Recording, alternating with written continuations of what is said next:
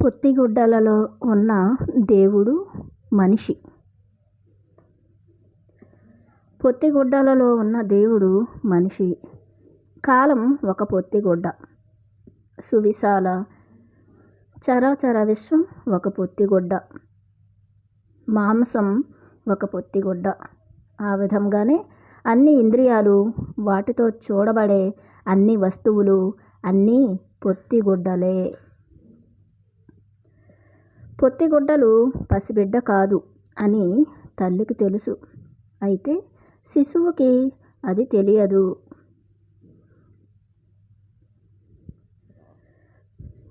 అంటే ఇది పొత్తిగుడ్డలు అంటే ఏంటి?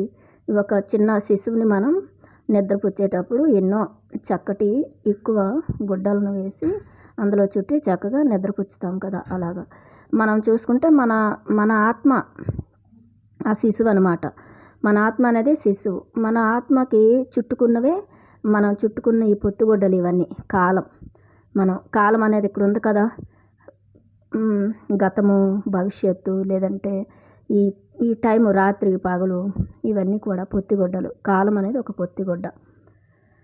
ఈ చరాచర విశ్వం, సువిశాల చరాచర విశ్వం ఒక పొత్తిగుడ్డ.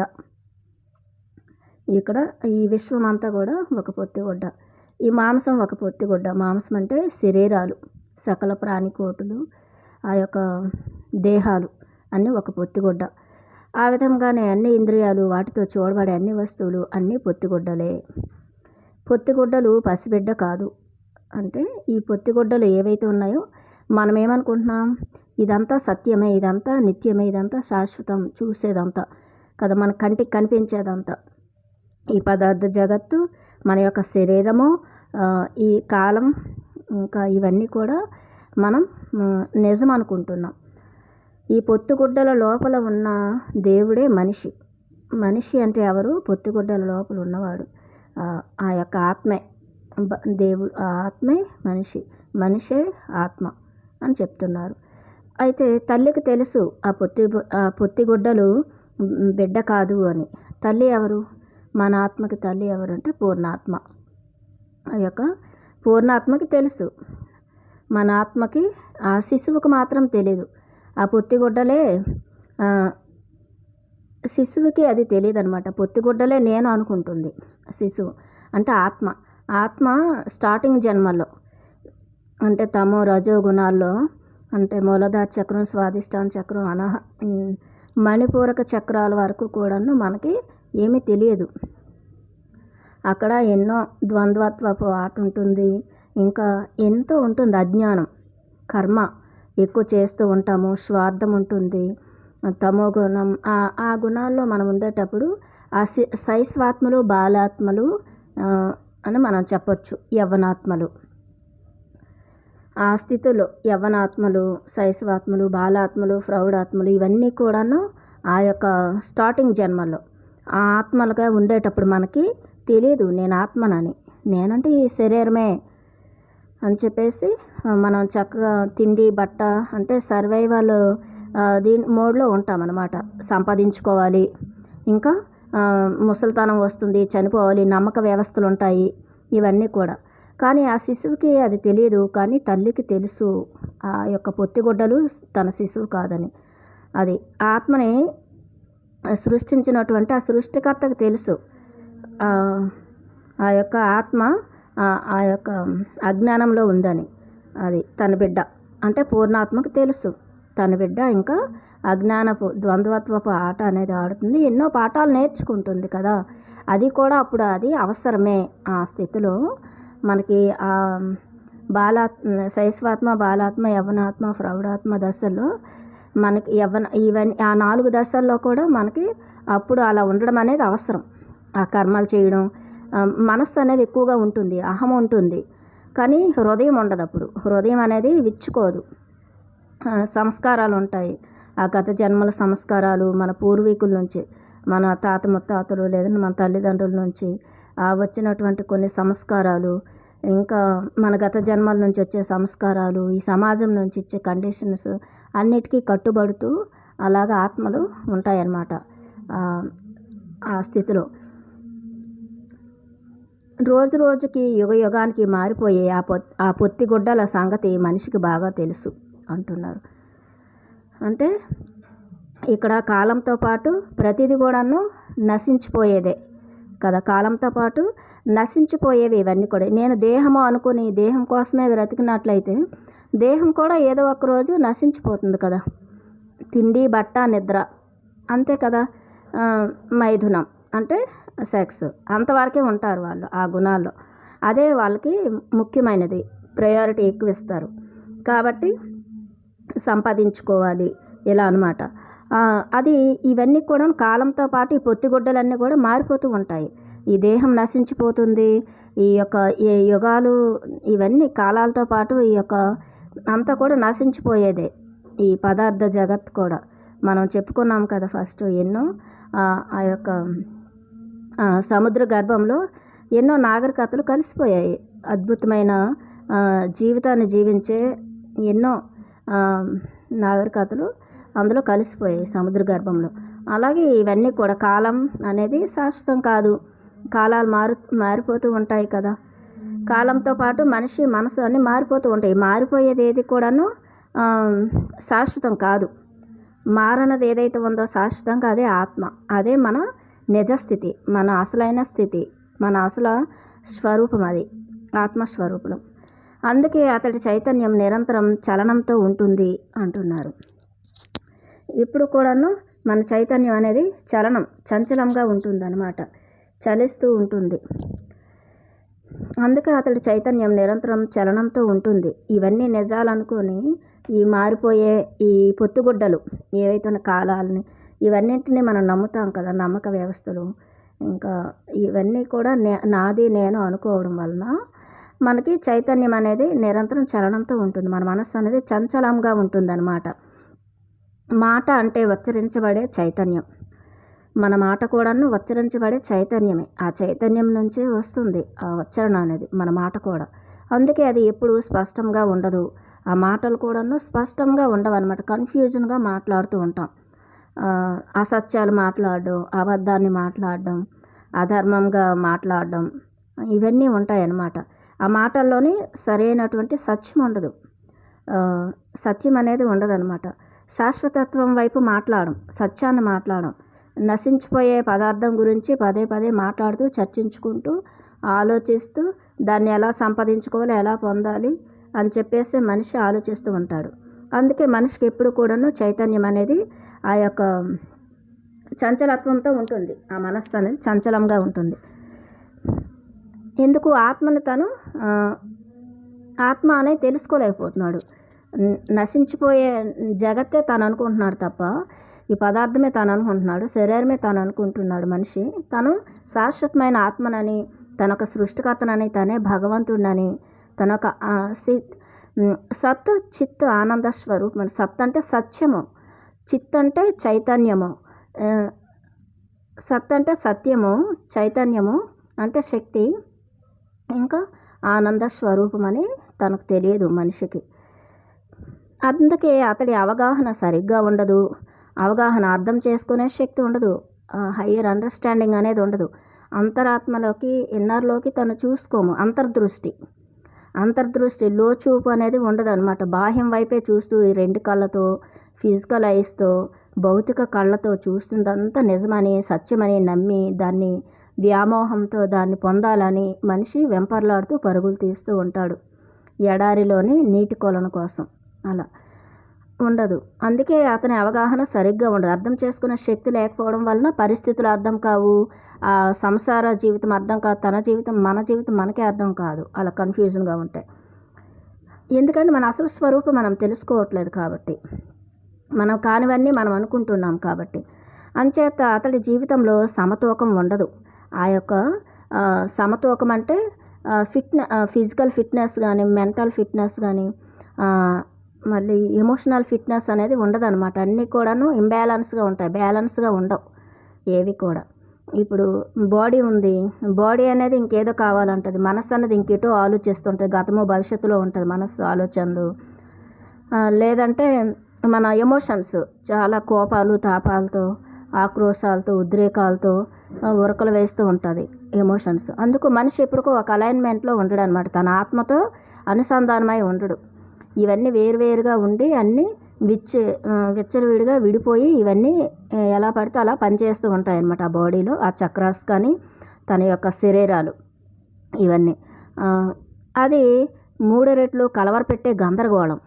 3 రెట్లు కలవరపెట్టే గందరగోళం అంటే ఫిజికల్ బాడీ, ఇంకా మన భౌతిక శరీరము, ఇంద్రియాలు, కర్మేంద్రియాలు, జ్ఞానేంద్రియాలు అన్నీ కూడాను సరిగా మనం ఆ ఆత్మతో అనుసంధానం చేసుకోం. మన శరీరాన్ని, భౌతిక శరీరాన్ని, మన మెంటల్ బాడీని అంటే మానసిక శరీరాన్ని, ఇంకా ఎమోషనల్ బాడీ, భావోద్వేగాల శరీరాన్ని మన ఆత్మతో మనం అనుసంధానం చేయకపోవడం వలన ఈ గందరగోళం మనకి.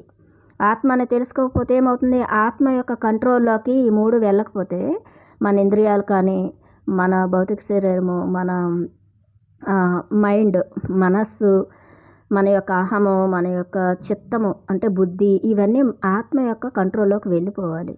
అప్పుడు వెళ్ళినప్పుడు ఆత్మతో మనం అనుసంధానం అయినప్పుడు, మనం ఆత్మని తెలుసుకున్నప్పుడు మనం ఆ ఎరుక అనేది మనకు వస్తుంది. ఆ ఎరుకతో మనం ఆత్మ అనేది వీటన్నింటినీ చక్కగా ఒక అలైన్మెంట్లో ఉంచుతుంది. వీటన్నింటినీ చక్కగా ఉపయోగించుకోగలుగుతుంది. ఆత్మ యొక్క పనులకి సత్యం వైపు మనం ప్రయాణం చేస్తాం, పురోగమనం వైపు వెళ్తాము. మరింత పాడైపోయిన పరిస్థితి మనిషిది. జీవితం అనేది మరి కొంచెం పాడైపోతూ ఉంటుందన్నమాట. ఆ గందరగోళం, కలవరపాటు, ఆ యొక్క విపరీతమైన వర్రీసు, ఇవన్నీ కూడా. ఇక్కడ మనం ఒక శ్లోకం గుర్తు వస్తుంది. అనన్య చింతయంతోమం ఏ జనాః పర్యుపాసతే తేషాం నిత్యాభియుక్తానం యోగక్షేమం వహామ్యహం అని శ్రీకృష్ణ పరమాత్మ చెప్పారు. ఇక్కడ శ్రీకృష్ణుడు అంటే ఎవరు? ఆత్మ. అనన్య చింతయంతోమం, నీ చింతలు, నీ వర్రీస్, నీ అన్నీ కూడాను, నీ వర్రీస్ అన్నీ కూడాను నాకు సరెండర్ చేసేసే. నీ మనస్సుని నాతో సరెండర్ చేయి అంటే ఆత్మతో అనుసంధానం చేసేయాలి మన మనస్సుని. అప్పుడు నీ యోగక్షేమాలు నేను చూసుకుంటాను అని చెప్తుంది ఆత్మ. అది ఆత్మతో మనం అనుసంధానం అయితే మన ఆత్మ అనేది మన యోగక్షేమాలు చూసుకుంటుంది. మనిషి సహాయం చేయమని వేడుకుంటాడు. మనుషులు ఆ దేవుడి గుళ్ళకి, తీర్థయాత్రలకి, బాబాల దగ్గరికి, ఇంకా పూజారుల దగ్గరికి హోమాలు చేయడం, ఎన్నెన్నో జాతకాలు చెప్పించుకుంటూ ఆ మనుషుల దగ్గర పరిగెడుతూ నన్ను రక్షించు అని చెప్పేసి గుడుల వెంట నన్ను రక్షించు, నన్ను కాపాడు, ఈ గందరగోళం నుంచి నన్ను బయటపడేసే, నాకు మనశ్శాంతి కావాలి, లేదంటే ఇది కావాలి అది కావాలని వేడుకుంటూ ఉంటాడు మనిషి. బాధతో నిండిన అతడి కేకలు యుగయుగాలలో ప్రతిధ్వనిస్తాయి.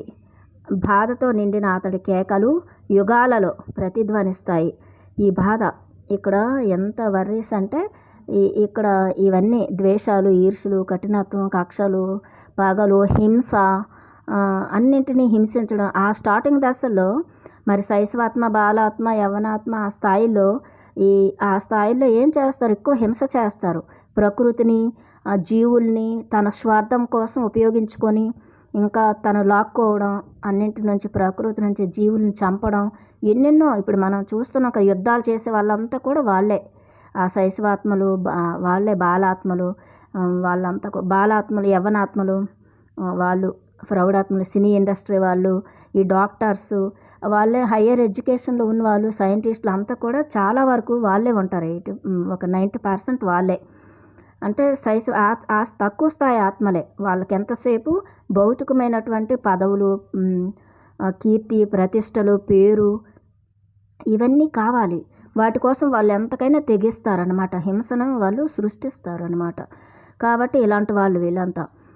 మనిషి సహాయం చేయమని వేడుకుంటాడు. బాధతో నిండిన అతడి కేకలు యుగాలలో ప్రతిధ్వనిస్తాయి. నన్ను కాపాడండి, రక్షించండి అంటాడనమాట. అతనికి యుద్ధం. లోపల ఆత్మ చెప్పే మాట వినడు. ఆత్మని అంటే మన ఆత్మ నుంచి వచ్చే అంతర్వారిని వినము, హృదయం నుంచి వచ్చే అది వినము. మనస్సుతోని, అహంతోని మనం ఉంటాం కాబట్టి ఈ భౌతికమైన ప్రపంచంలో వెతుకుతాము శాంతిని, ఇంకా ప్రేమని, అన్నింటిని. ఎక్కడ మనకు దొరకదు. ఇక్కడ ఇదంతా ఎడారి. ఎంతైనా సరే మన అంతరంగం లోపలికి మనం వెళ్ళాలి. మన ఆత్మలోనే అన్నీ ఉన్నాయి. ఊట, ఆ నిధి, ఆ దివ్యత్వం, ఆ ప్రేమ అన్నీ అక్కడే ఉన్నాయి. ఇక్కడ ఎవ్వరు కూడాను వాళ్ళ స్వార్థం కోసమే. ఇద్దరు ఫ్రెండ్స్ ఉన్నారంటే స్వార్థం, నాకేమొస్తుంది, నాకేంటి లాభం, ఇక్కడ ధ్యానం చేస్తేనే నాకేంటి లాభం, నేను డొనేషన్లు ఇస్తే నాకేంటి లాభం అని ఆలోచించేవాళ్ళు ఇంకా భౌతికంగా ఉన్నవాళ్ళు అయితే ఇంకెన్ని ఆలోచిస్తారు. భార్యాభర్తల మధ్య అన్నీ కూడా కమర్షియల్ అనమాట ఇక్కడ. ఈ తల్లిదండ్రులు పిల్లల మధ్యన అంతా కూడా కమర్షియల్. ఇదంతా కూడా ఇక్కడ నిజమైన ప్రేమ, నిజమైనటువంటి మనకి నమ్మకాలు ఏవి కూడా మనకి ఇక్కడ ఉండవు. కాబట్టి అతడి మూలుగులతో గాలి బరువెక్కింది. మూలుగుతూ ఉన్నాడు మనిషి, మూలుగుతున్నాడు అనమాట. ఎందుకు మూలుగుతున్నాడంటే ఆ బాధలు తను సృష్టించుకున్నాడు కదా, ద్వేషంతో, ఈగో, అహంతో, వీటన్నింటితోని వేర్పాటువాదం, నేను వేరు నువ్వు వేరు, భగవంతుడు వేరు నేను వేరు అనే ద్వంద్వత్వంతో ఇవన్నిటితో గందరగోళం అయిపోయి మనశ్శాంతి లేక ఇంకా ఇంకా ఇంకా ఏదో సంపాదించాలి, లేదంటే సమాజం ఇచ్చినట్టు కట్టుబడి ఉండి మూఢనమ్మకాలతో వాటింట్లోనే ఉండి మూలుగుతూ ఉన్నాడు. మనం చెప్తాము ధ్యానం చెయ్యు, శాకాహారం తిను, లేదంటే మంచి పుస్తకాలు చదవన్నా వాళ్ళ ముందే ఉన్న మన ఇంట్లోనే ఉంటారు, మూలుగుతారు బాధలతో, కానీ చెప్పిన మాట వినరు. కారణం ఏంటంటే అక్కడ ఇంకా ఆ సోల్కి ఇంకా టైం రాలేదు అంతే అనుకోవాలి. గాలి బరువెక్కుతుంది అతడి మూలుగులతో. అతడి కన్నీటితో సముద్రం ఉప్పగా అవుతుంది. ఏడుస్తున్న దుఃఖంతో ఉన్నారు మనుషులు. ఇక్కడ దుఃఖం అనేది ఉంది అన్నారు కదా బుద్ధ భగవానుడు. దుఃఖం అనేది ఉంది ఈ భూమి మీద అని చెప్పేసి. ఎక్కువ శాతం దుఃఖమే ఉంది, 99% దుఃఖం ఉంది మనుషుల్లో. ఏదో సంపాదించాలి, ఏదో సాధించాలి, లేదంటే ఏదో అనిపించుకోవాలి, ఏదో ఎవరిదో మెప్పు పొందాలి, ఎవరిదో అనుమతి పొందాలి, ఎవరి నుంచో మనకి ఇది అదంతా పొందాలని గొప్పల కోసం ఇంకేదో కోసం అవన్నీ పాకులాడుతున్నారు తప్ప ఆత్మతో తన అంతరంగం లోపలికి ఒక అంగుళం దూరం కూడా వెళ్ళలేకపోతున్నాడు మనిషి.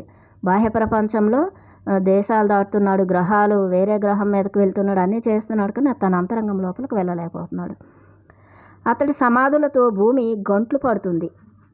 మరి ఇంత కాంట్రవర్షియల్గా ఉంటే మనిషి, ఇంత చెడుగా ఉండేటప్పుడు మనిషి యొక్క ఆలోచన, కోరికలు ఇవన్నింటితో ఉన్నప్పుడు ఏమవుతుంది, తొందరగా వాళ్ళు ఆ యొక్క దేహం అనేది తొందరగా అనారోగ్యాలు పాలైపోయి మరణం అనేది తొందరగా వచ్చేస్తుంది అన్నమాట మనుషులకి. ఆ మరణాలు అనేవి వస్తున్నాయి. ఆ మరణంతో భూమి గంట్లు పడుతుంది అంటున్నారు. మరణం కూడా లేకుండా చేసుకోవాలి. శరీరాన్ని కూడాను చక్కగా మనం కాంతి శరీరంగా మార్చుకోవచ్చు. మన కర్బన దేహాన్ని మనం కాంతి మన అణువుల్ని అంటే మన సెల్స్ అన్నీ కూడా కాంతిగా మనం మార్చుకోవచ్చు అనమాట. కాబట్టి ఈ యొక్క మాంసపిండం మంత్రపిండం చేయాలి అంటారు కదా పత్రిజీ, అలా సాధనతో. కాబట్టి అలాంటి చావే అసలు లేదు. మన దేహం కూడా దివ్యత్వమే కదా. ఆ దివ్యత్వమే ఇందులో కోటి సూర్యుల ప్రకాశం అయిన ఆత్మ ఈ యొక్క దేహంలో నివసిస్తుందంటే దేహం ఎంత పవర్ఫుల్ అసలు. అంత కోటి సూర్యుల ప్రకాశాన్ని ఇది ఉంచుకుంది అంటే దేహం కూడా ఒక అద్భుతమైన ఒక సముద్రం, ఒక ఏకత్వపు సముద్రం, ఒక అందమైన దివ్యత్వపు సముద్రం. ఈ సముద్రం అనేది అన్నింటినీ తనలో కలుపుకోగలదు. దేహం అనేది అంత అద్భుతమైనది. కానీ అలాంటి అద్భుతమైన దేహాన్ని చావుకి, మరణానికి దగ్గర చేస్తున్నాడు మనిషి. విపరీతమైన కోరికలు, అంతులేని ఆశలు, ఆకర్షణలు, వ్యామోహాలు, కక్షలు, పగలు, ప్రతీకారాలు, శత్రుత్వాలు, ద్వంద్వత్వాలతో మనిషి తనను తాను చావుకు దగ్గర అవుతున్నాడు అనమాట. ద్వేషాలు, విషం అంతా నిండిపోయి ఉందన్నమాట మనిషిలో. అదే మెద్దాతో ఆ విషాన్ని తీసేస్తాడు. మీ లోపల గ్రహణ శక్తిని, అవగాహన శక్తిని పెంచుతాడు అని మనం కిందటి పాఠంలో చెప్పుకున్నాం. గ్రహణ శక్తి, జ్ఞానాన్ని గ్రహించగలగడం, నమ్మాలి జ్ఞానాన్ని. మన ఆత్మ విశ్వాసం మనకు ఉండాలి. ఆ దివ్యత్వంతో మనం అనుసంధానం అయిపోవాలి. మన మనస్సుని అన్ని సరెండర్ అయిపోవాలి మన దివ్యత్వంకి, మన ఆత్మకి మనం సరెండర్ అయిపోవాలి. ఆ యొక్క సృష్టికర్తకి, మూల చైతన్యంకి సరెండర్ అయిపోవాలి. మన లోపలే శూన్యం ఉంది, మన లోపలే ఆత్మనే భగవంతుడు ఉన్నాడు, మన లోపలే అవగాహన శక్తి, మన లోపల గ్రహణ శక్తి, అవగాహనలు ఉన్నాయి మన లోపల. ఈ మూడింటి కలయికే మనం కదా. మనం తలుచుకుంటే మనం నథింగ్నెస్లోకి వెళ్ళిపోవచ్చు. నేను శూన్యం అంతే, నేను పరిపూర్ణమైన శూన్యంని, నాకంతా తెలుసు, నాకంతా అవగాహన ఉంది, నాకంతా గ్రహణం, నేను ప్రతిదాన్ని గ్రహించగలను, ఈ జ్ఞానాన్ని తీసుకోగలను, దాన్ని అవగాహనలోకి తెచ్చుకోగలను, నేను భగవంతుని, నేను సృష్టికర్తని అని చెప్పాలి అని మనం అనుకోవాలి. అతడి ప్రార్థనలతో ఆకాశాలు చిల్లులు పడుతున్నాయి. మనిషి యొక్క ప్రార్థనలు మనం చూస్తాం కదా. ఆ మతాల్లో ప్రార్థనలు, భజనలు, అన్ని మతాల వాళ్ళు ప్రార్థనలు, భజనలు, భగవంతుడి మీద పొగడ్తలతోని పాటలు పాడుతూ ఉంటారు కదా, ప్రార్థనలు చేస్తూ ఉంటారు కన్నీటితో, నన్ను రక్షించు రక్షించు రక్షించని. కానీ అంతరంగం లోపలికి వెళ్ళరు. ఆత్మే భగవంతుడు అంటే నమ్మరు. లేదు లేదు, నేను భగవంతుడేంటి, నేను ఒక పనికిమాలిని మనిషిని, నేను ఒక చెడ్డవాడిని, నేను ఒక దుమ్ము ధూళిని, నాలో ఏముందంత పవిత్రత, నేను అపవిత్రుడిని అనుకుంటున్నారు. కాదు కాదు, మనం చాలా పవిత్రమైన పదార్థం. మనం ఆ భగవంతుడే సృష్టి మనం. కాబట్టి అది మన లోపలే ఉంది. ఆ భగవంతుడిలో ఉన్నటువంటివన్నీ దివ్య గుణాలన్నీ మన లోపల ఉన్నాయి, ఇన్బిల్ట్ అయి ఉన్నాయి లోపల అని మనం అర్థం చేసుకోవాలి. తన నేనుకి అర్థం అతడు తెలుసుకోలేకపోవడం వల్లనే ఇలా జరుగుతోంది. ఇవన్నీ ఎందుకు జరుగుతున్నాయి అంటే తన నేను అంటే ఆత్మని అని తెలుసుకోవట్లేదు, నేనంటే భగవంతుడని తెలుసుకోవట్లేదు, నేనంటే సృష్టికర్తని, నేను అంటే సత్ చిత్ ఆనంద స్వరూపం. సత్ అంటే సత్యాన్ని, చిత్ అంటే చైతన్యం, శక్తిని, నేనంటే ఆనందం అని తెలుసుకోవట్లేదు. నేనంటే ఈ యొక్క కోపాలు, ద్వేషాలు, సంస్కారాలు, అహంకారాలు ఇవే అనుకుంటున్నాడు కదా. కాబట్టి దానివల్ల అతనికి ఈ కష్టాలు, ఈ కన్నీళ్ళు, ఈ దుఃఖం, ఈ భారం, ఈ బరువు, ఈ వేదన, ఈ ఘర్షణ అనేది మనిషిలో ఉంది. ఇదంతా తనే గందరగోళం చేసుకుంటున్నాడు తన మనస్సుని. సరికాని నేనులతో వెళ్ళిపోతున్నాడు కదా. జన్మలు ఎన్నో జన్మలు ఎత్తి అసలు సరికాని నేనుల నుంచి ఎంతో పోగు చేసుకున్నాడు కదా. కానీ ఇప్పుడైనా అసలైన నేను భగవంతుడిని మన దగ్గరికి ఈ జ్ఞానం వచ్చినప్పుడు ఇప్పుడైనా గట్టిగా పట్టుబట్టి స్ట్రాంగ్గా ఉండాలి. ఒక డిటర్మినేషన్ అనేది ఉండాలి, పట్టుదల. అతడికి నేను అంటే పొత్తుగుడ్డలు, అందులో చుట్టబడ్డ శిశువు, అంతే. అతడికి ఏంటి, నేను అంటే ప్రతి మనిషికి కూడాను ఈ పొత్తిగుడ్డల్లో చుట్టబడిన శిశువు, అంతే. తను అంటే ఒక జీవుడు. ఆ జీవుడికి ఏమున్నాయి, మనస్సు ఉంది, అహం ఉంది, చిత్తం ఉంది, బుద్ధి ఉంది, ఇంకా ఈ ఇంద్రియాలు ఉండేటువంటి ఇవి తన్మాత్రలు, జ్ఞానేంద్రియాలు, కర్మేంద్రియాలు, ఇవన్నీ ఎలా భౌతిక కోరికలు, ఆశలు, ఆకర్షణలు ఇవే అనుకుంటున్నాడు మనిషి. అందులో శిశువు అంటే ఎవరు, జీవాత్మ, అది జీవుడు. ఆ జీవుడే నేను అనుకుంటున్నాడు. కానీ నేను జీవుడే దేవుడు, ఆత్మే పరబ్రహ్మ, నేనే భగవంతుడిని అని తెలుసుకోవట్లేదు. ఆ జీవుడు కాస్త ఇవన్నింటి నుంచి బయటపడితే దేవుడు అవుతాడు. నేను అని అన్నప్పుడు మనిషి దానిని రెండుగా చీలుస్తాడు. నేను అనేటప్పుడు తను మనిషి రెండుగా చీల్చుకుంటున్నాడు. నేను అంటే సాధారణమైన మనిషిని, నేనంటే శరీరం, నేనంటే ఇది అని చెప్పేసి ఆత్మను అనుకోవట్లేదు. నేను అంటే ఒకటే భగవంతుడు, నేను అంటే సృష్టికర్త, నేను అంటే ఆనందం, నేనంటే చైతన్యం, నేను అంటే సత్యం, అది. కానీ మనిషి ఏమనుకుంటున్నాడు, నేనంటే అసత్యాన్ని, అధర్మాన్ని, లేదంటే నేనంటే పాపాత్ముడిని, ఇవే కదా నేర్పిస్తారు. అది భగవంతుడు అంటే వేరు, ఆ గుడిలోనో, ఆ విగ్రహంలోనో, లేదంటే ఇంకెక్కడో, ఆ పైన ఎక్కడో ఉంటాడు అని అలా రెండుగా చీల్చేస్తున్నాడు దేవుడిని, తనని. కానీ దేవుడు భగవంతుడే, మనిషే భగవంతుడు, మనిషే దేవుడు. ఒకటి పొత్తిగుడ్డలు, రెండవది మరణం లేని ఆత్మ. ఒకటోది ఏంటి, పొత్తిగుడ్డలు అంటే ఏంటి, ఈ యొక్క కాలాలు. ఒకటి కాలం అంటే కాలం, గతము, భవిష్యత్తు. రెండోది ఏంటి, మరణాన్ని, అదొక పొత్తిగుడ్డ. ఇంకా జన్మలు ఎత్తుతుంటాం కదా పదే ఆ జన్మలు, ఇంక ఈ మనస్సు, అహము, సంస్కారాలు, ఇవన్నీ పొత్తిగుడ్డలన్నీ నేను అనుకుంటున్నాడు. కానీ రెండవది మరణం లేని ఆత్మ, శాశ్వతమైన ఆత్మని పక్కన పెట్టేసి తను అశాశ్వతమైనటువంటి వాటిని నమ్ముకుంటున్నాడు. అసలు వీటన్నింటికి ఆధారభూతమైనటువంటి సృష్టికర్త అయిన ఆత్మనే మనం తెలుసుకోవట్లేదు. ఆ ఆత్మ నుంచే, ఆ యొక్క చైతన్యం నుంచే, అక్కడి నుంచే శక్తి మనకు అందుతుంది. వీటన్నింటికని మనిషి అర్థం చేసుకోవట్లేదు, చీల్చేస్తాడనమాట. విడదీయబడని వాటిని మనిషి నిజంగా విడదీయగలడా? మనిషి ఎలా విడదీయగలడు? ఆత్మను, ఈ దేహాన్ని, వీటన్నింటిని విడదీయలేడు కదా. కానీ విడదీసుకుని బ్రతుకుతున్నాడు, నేనంటే ఇవే అని చెప్పేసి. దేవుడు అది జరగకుండా చూడాలి. ఆ మనిషే కదా జీవుడే దేవుడు కదా. ఆ జీవుడు అలా జరగకుండా ఆత్మతో అనుసంధానం అయిపోవాలి అని చెప్తున్నారు. విడదీయబడిన వాటిని ఏ శక్తి, దేవుడి శక్తి కూడా విడదీయలేదు. ఇలా విడదీయలేని దాన్ని ఏ సృష్టికర్త కూడా విడదీయలేడు. ఎందుకంటే అన్నీ ఆయనే, అతనిలోనే ప్రతిబింబాలం కాబట్టి ఆయనే ఇందులో ఉండి ఈ ఆత్మలోనే ఆ యొక్క సృష్టికర్త ఉండి తనను తాను చూసుకుంటున్నాడు, తనను తాను తెలుసుకుంటున్నాడు, తను ఇక్కడ పాఠాలు నేర్చుకుంటున్నాడు. కాబట్టి ఆ విభజనని మనిషిలో అపరిపక్వత ఊహించుకుంటూ ఉంది.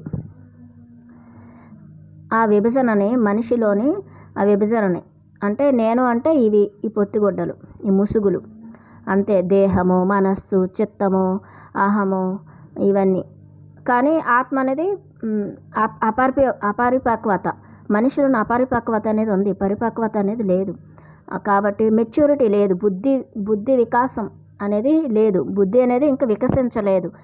బుద్ధి వికసించకపోవడం వలన మనస్సు అనేది ఇలాగ తనని ఈ భౌతిక జగత్తులో తిప్పుతూ ఉందన్నమాట, బాధల్లో. అపరిపక్వత ఊహించుకుంటుంది. ఇలాగా మనిషి తనలోని విభజనని అపరిపక్వతగా ఊహించుకుంటున్నాడు. అనంతమైన దేవుడి ఆత్మను తన శత్రువని భావించి పసివాడైన మనిషి నడుం కట్టి సన్నద్ధుడై యుద్ధం చేస్తున్నాడు.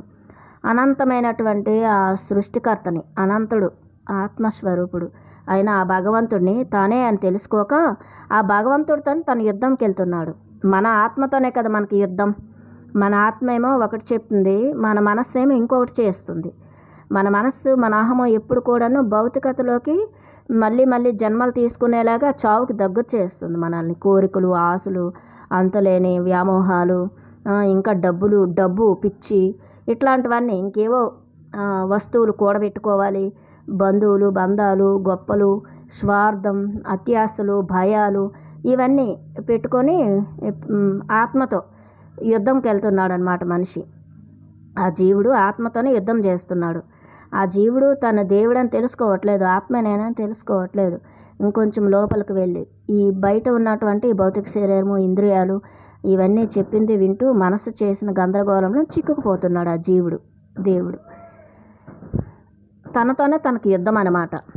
అందుకే మనల్ని మనం ఎప్పుడైతే తెలుసుకుంటామో, మనల్ని మనం ఎప్పుడైతే అవగాహన చేసుకుంటామో, మన ఆత్మను ఎప్పుడైతే అనుసంధానమై ఉంటామో, మన ఆత్మతో మనం సరెండర్ అయిపోతామో, మన అహాన్ని సరెండర్ చేసుకోవాలి, మన తప్పులను మనం ఒప్పుకోవాలి.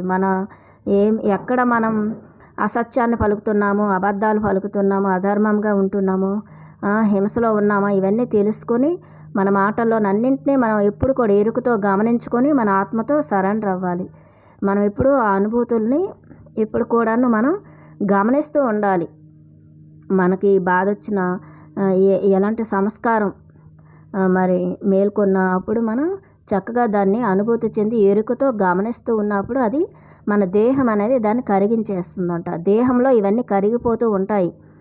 ఈ సంస్కారాలు, ఈ కోపాలు, ఈ ద్వేషాలన్నీ మన దేహాన్ని మనం గమనించాలి. మన పొట్టలో కానీ, మన హృదయంలో కానీ, మన తలలో కానీ మనం ఇవన్నీ గమనిస్తూ ఉన్నప్పుడు ఆ ఆలోచనలు వచ్చినప్పుడు, ఆ భావోద్వేగాలు ఆ యొక్కవన్నీ గమనిస్తూ ఉన్నప్పుడు అవి మన దేహం అనేది వాటిని కరిగించేస్తూ ఉంటుందన్నమాట. దేహం అనేది ఒక సముద్రం, మహాసముద్రం, దివ్యత్వమే.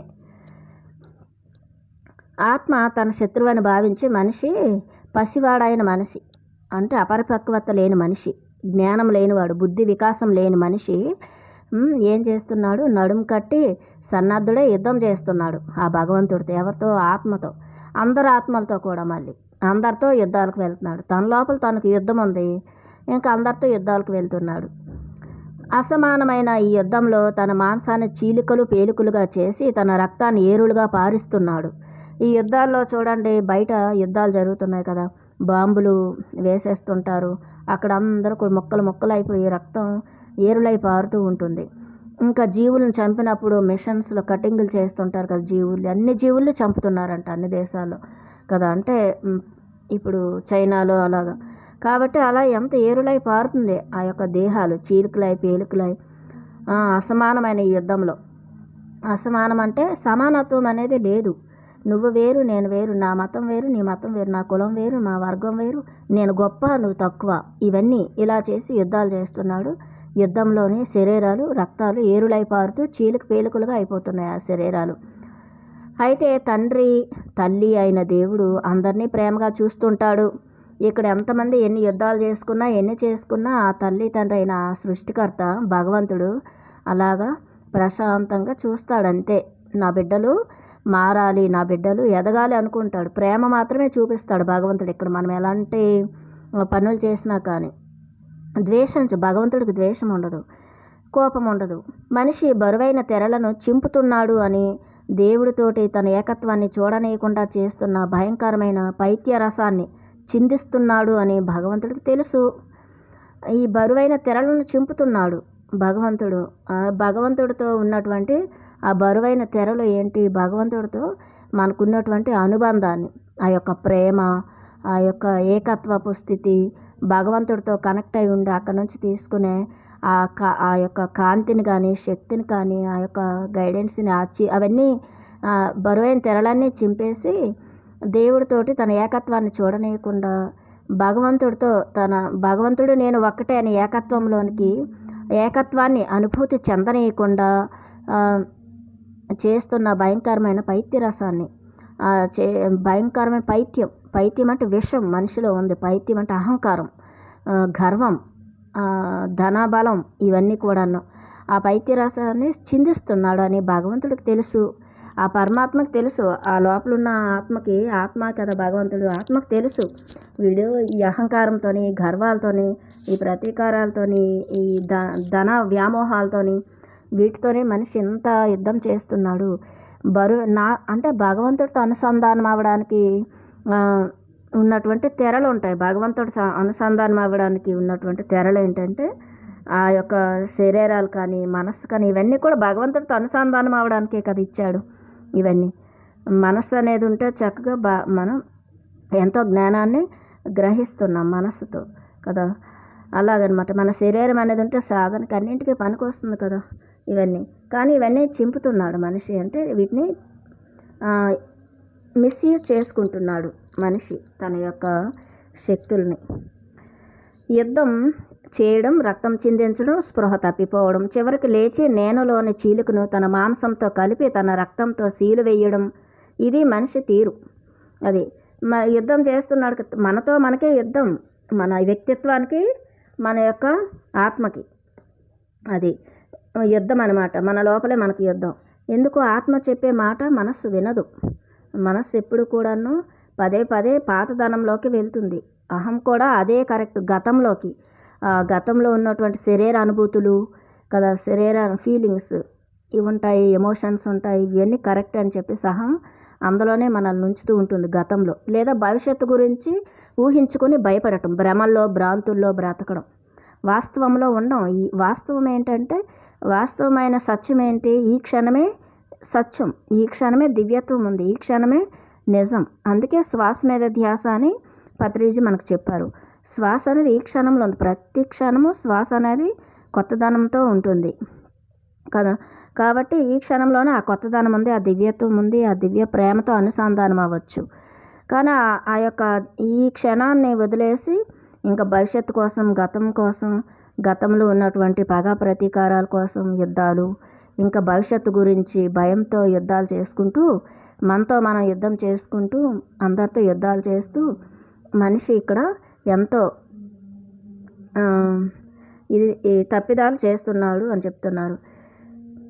ఆ నేనులోని చీలికను తన మాంసంతో కలిపి, మళ్ళీ ఆ నేను అంటే భగవంతుడే కదా, నేనంటే ఆత్మను తెలుసుకోక మళ్ళీ అవన్నీ కూడాను చీలుకను ఆత్మతో ఇవన్నీ కూడా కలిపేసి తన రక్తంతో సీలు వేయడం, ఇది మనిషి తీరు అని చెప్తున్నారు.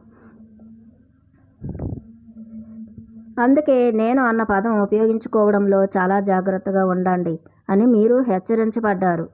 అది నేను అంటే అక్కడ ఆ యొక్క మాంక్స్కి, ఆ యొక్క మొనాస్ట్రీలో, ఆ మఠంలో నేను అనేది వాడకూడదు అనేది ఒక నియమం ఉంది అక్కడ. ఎవరు?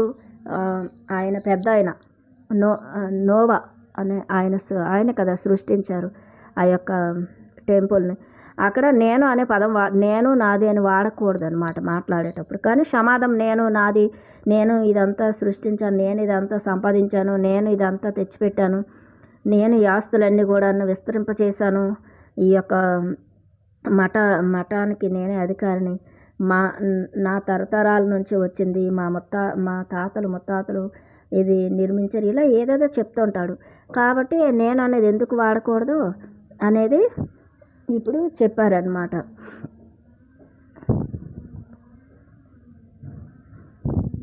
అందుకే నేను అన్న పదం ఉపయోగించడంలో చాలా జాగ్రత్తగా ఉండండి అని మీరు హెచ్చరింపబడ్డారు. నేను అంటే పొత్తిగుడ్డలు ఒక్కటే, శిశువు కాదు. నేను అని మీరు అనుకున్నంతకాలం అది మీకు మోస కాకుండా జల్లెడ అయినంతకాలం మీరు అహంకారానికి జల్లెడ పడతారు. నేను అంటే పొత్తిగుడ్డలు, ఈ కాలము, గతము, భవిష్యత్తు, లేదంటే కాలము, యుగాలు, ఈ యొక్క సృష్టి, ఈ జగత్తు, పదార్థ జగత్తు, ఇదంతా మన కంటికి కనిపించే ఈ సృష్టి, ఇదంతా నిజం అనుకుంటున్నాం కదా. ఇవి ఇంకా మనం ఎన్నో జన్మలు తీసుకుంటాం, మరణం, ఇవన్నీ నేను అనుకుంటున్నాం, ఈ దేహమే నేను అనుకుంటున్నాము కదా. నమ్మకాల వ్యవస్థలు ఇవన్నీ కూడా మనస్సే నేను అని, నేను అంటే ఒక స్త్రీ అని, ఇవన్నీ పరిమితమైన ఆలోచనలు, పరిమితమైనటువంటి ఆలోచనలు, పరిమితమైనటువంటి భావోద్వేగాలు, ఇవన్నీ నశించిపోయే వాటన్ని నేను అనుకుంటున్నాం కదా. శాశ్వతమైన ఆత్మ నేను అని మీరు తెలుసుకోండి. అదే ఆ పొత్తిగుడ్డలలో చుట్టబడిన శిశువు, జీవుడు, ఆ జీవుడు అనమాట. అయితే జీవుడే దేవుడిగా మారాలి. నేను జీవుడు అనుకున్నంతసేపు, నేను జీవుడిని అనుకున్నంతసేపు ఈ మనస్సు, అహము, చిత్తము ఇవన్నీ పనిచేస్తాయి. సంస్కారాలు ఇవన్నీ కూడాను బాగా పనిచేస్తుంటాయి. ఎప్పుడైతే జీవుడే దేవుడు, నేను ఒక జీవుడిని, అంశాత్మను కదా. మళ్ళీ అంశాత్మ కాస్త ఇంకా సృష్టికర్తగా, భగవంతుడిగా ఇంకా ఎదగాలి. మనం ఆ సాధన అనేది చేయాలి. ఆత్మే భగవంతుడు. ఆ తర్వాత మనం ఆత్మగా ఆత్మని తెలుసుకుంటాం. ఆత్మే భగవంతుడు కదా. మన లోపల ప్రతి జీవిలోనే, ప్రతి జీవుడిలో కూడాను ఏముంది? మూల పదార్థం ఉంది కదా, మూల చైతన్యం ఉంది. ఆ వాయిడ్, ఆ శూన్యత, పరిపూర్ణ శూన్యత, ఆ బ్రహ్మానందం, ఆ సృష్టికర్త అనమాట. ఎన్నైనా పేర్లు పెట్టుకోవచ్చు. ఆ సృష్టికర్త ఉన్నాడు. రెండవది ఏంటి? శాశ్వతమైన ఆత్మ, నేను శాశ్వత నశించినటువంటి ఆత్మ పదార్థం ఉంది, నేను అనేది ఉంది. రెండోది. మూడోది ఏంటి? గ్రహణ శక్తి, అవగాహనలు ఉన్నాయి మన లోపల.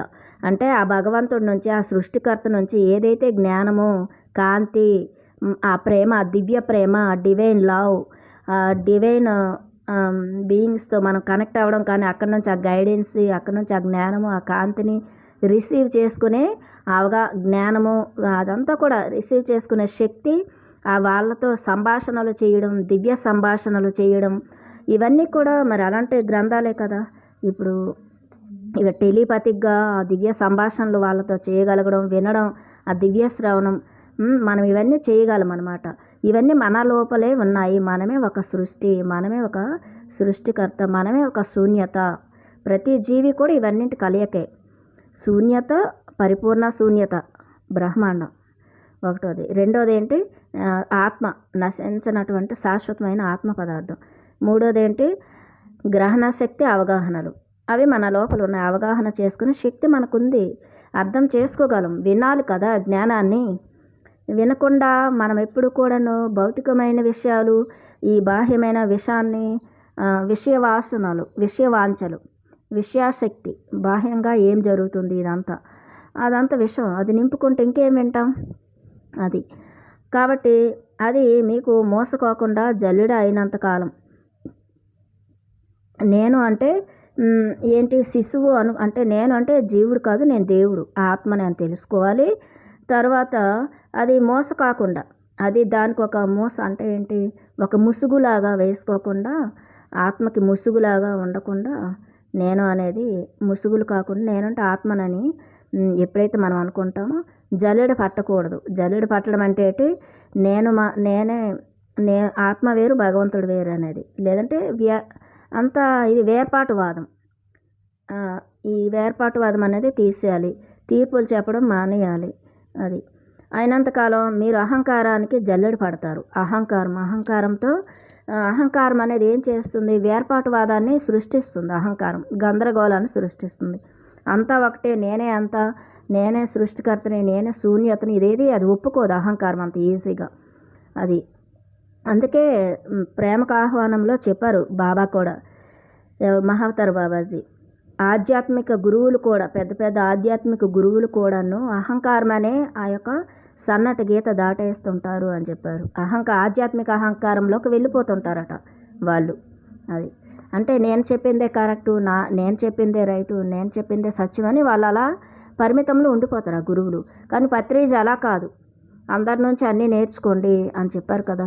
అన్ని గ్రంథాలు ఇక్కడ, ఈ ఛానలింగ్ గ్రంథాలు, ఇంకా ఈ ఛానలింగు, ఇంకా ఆటో రైటింగ్ ద్వారా వచ్చేవి, వాకిన్స్ నుంచి వచ్చే జ్ఞానం ఇదంతా కూడా పత్రిజీ చదవమని చెప్పారు. ఈ జ్ఞానాన్ని అంత గ్రహణ శక్తి మనకుంది, అర్థం చేసుకునే శక్తి మనకుంది లోపల. అది అహంకారానికి జల్లెడ పడుతూ ఉంటారు ఈ మోసల్లో ఉంటే, ఈ సీళ్ళు వేసుకుంటే. కాబట్టి దాని వలన మీకు లభించే నరకయాతన బాధలతో కూడిన చావు మాత్రమే. దానివల్ల ఏమవుతుంది? నరకయాతన, బాధలు, అనారోగ్యాలు, దుఃఖము మనల్ని వేధిస్తూ ఉంటుందన్నమాట. యాతనలు, బాధలు, చావు తర్వాత అంతే, చావుకి దగ్గర పడటం. దానివల్ల మళ్ళీ ఈ సంస్కారాలన్నీ కూడా ఆత్మలో ఉంటాయి కదా, మళ్ళీ ఈ సంస్కారాలతో మళ్ళీ జన్మలు తీసుకుంటూ ఉంటారు. ఆ జన్మలో వచ్చే జన్మల్లో కూడా ఏమైనా మారుతామా అంటే చెప్పలేము కదా. ఇలాగ ఈ సంస్కారాలన్నీ గట్టి పడిపోయి శిలల్లాగా, ఇనుము ఎలాగైతే గట్టి పడిపోతుంది, ఈ సంస్కారాలను గట్టి పడిపోతాయి జన్మలకి. ఆ సంస్కారాలతోనే మళ్ళీ జన్మలు ఎత్తుతూ ఉంటాడు అని చెప్తున్నారు కదా ఇక్కడ. మళ్ళీ యుద్ధం చేయడం, రక్తం చిందించడం, స్పృహ తప్పిపోవడం. మళ్ళీ ఇక్కడ ఎంత అలసిపోతాం కదా ఈ వేదనలు, నరకయాతనలు, అహంకారంతో చేసి పనుల వల్ల, మనం ఎదగకపోవడం వల్ల, ఆత్మని తెలుసుకోకపోవడం వలన స్పృహ తప్పిపోవడం అంటే చచ్చిపోవడం. మళ్ళీ జన్మ తీసుకొని మళ్ళీ ఈ సీళ్ళు అంటే సీళ్ళు వేసుకోవడం అంటే మన శక్తిని తగ్గించుకుంటాము కదా, లో ఫ్రీక్వెన్సీలో ఉంటాం. మరి మూలాధార చక్రము, స్వాదిష్టాన చక్రము, అనాహత చక్రము, అహంకారంతో ఆ 3 చక్రాల్లోని ఎమోషనల్గా, మెంటల్గా, ఇంకా ఈ యొక్క శరీర ఇంద్రియాలతో శరీర అనుభవాల కోసం అలాగా కోరికలతో వీటితోనే జన్మలు తీసుకోవడం అనేది జరుగుతూ ఉంది. మాంసంతో అన్నారంటే శరీరాలు మళ్ళీ జన్మలు ఎత్తుతూ ఉంటాం అహంకారాలతో, ఆ సంస్కారాలతో, ఆ యొక్క చిత్తంతో, వర్రీస్తో. అది అందుకే మనమంటే ఎవరు? పొత్తిగుడ్డలు కాదు, ఈ ముసుగులు మనం కాదు. మనమంటే శాశ్వతమైన సత్యాన్ని, ఆనందాన్ని, నేనంటే శక్తిని, అనంతమైన ఆత్మశక్తిని, శాశ్వతమైన పదార్థం అని మనం తెలుసుకోవాలి. అదే జీవుడే దేవుడిగా మారడం అంటే. ఆ అవగాహన అనేది మనకు రావాలి. ఈ అవగాహన అందరికీ పంచాలి. మళ్ళీ ఈ జ్ఞానాన్ని మనం అందరికీ పంచుతూ ఉండాలి.